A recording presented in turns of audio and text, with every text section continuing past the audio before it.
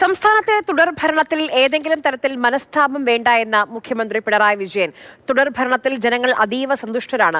നാടിനെ പുരോഗതിയിലേക്ക് നയിക്കാൻ ഇനിയും തുടർ ഭരണം വേണമെന്നും ഒമാനിലെ സലാലയിൽ മുഖ്യമന്ത്രി പറഞ്ഞു.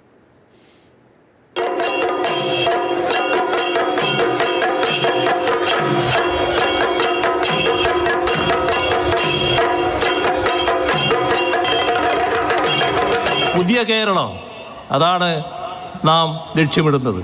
നവകേരളം ഇത് കേവലമായ ഒരു സങ്കല്പമല്ല, യാഥാർത്ഥ്യമാക്കാനുള്ള ശ്രമങ്ങളാണ് നടക്കുന്നത്. ആ ശ്രമത്തിന് 2016 തുടക്കമിട്ടു. 21 തെരഞ്ഞെടുപ്പിൽ തുടർ ഭരണത്തിലൂടെ ആ ശ്രമങ്ങൾ തുടരാൻ ജനങ്ങൾ തീരുമാനിച്ചു. ആദ്യമായാണ് ഒരു കേരള മുഖ്യമന്ത്രി ഒമാനിലെ സലാല സന്ദർശിക്കുന്നത്. മലയാളം മിഷൻ സലാല ചാപ്റ്ററിന്റെ ഉദ്ഘാടനമായിരുന്നു വേദി. 2016 മുതൽ 21 വരെ നേടിയ നേട്ടങ്ങൾ സംരക്ഷിക്കാൻ തുടർ ഭരണം സഹായിച്ചെന്നും ഇനിയും നാടിനെ പുരോഗതിയിലേക്ക് നയിക്കാനുണ്ടെന്നും മുഖ്യമന്ത്രി.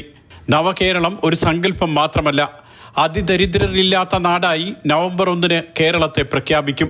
2016 മുതൽ 21 വരെ ജനങ്ങളുടെ മുന്നിൽ LDF നൽകിയിരുന്ന വാഗ്ദാനം 600 എണ്ണമായിരുന്നു.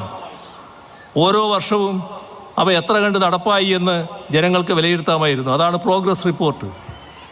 അതിൻ്റെ ഭാഗമായി 2021 ആയപ്പോൾ കണ്ടത് 600-ൽ 580 വാഗ്ദാനങ്ങൾ നിറവേറ്റിയ ഒരു സർക്കാരിനെയാണ്.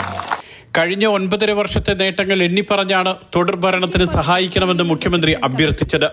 സാംസ്കാരിക മന്ത്രി Saji Cheriyan, chief secretary A. Jayathilak, വ്യവസായി MA യൂസഫലി, അംബുജാക്ഷൻ മയിൽ, AK പവിത്രൻ, രാകേഷ് കുമാർ ജ, ഡോക്ടർ K. സനാതനൻ തുടങ്ങിയവർ സംസാരിച്ചു. വിവിധ കലാ സാംസ്കാരിക പരിപാടികളും അരങ്ങേറി. Mathrubhumi news, Salalah.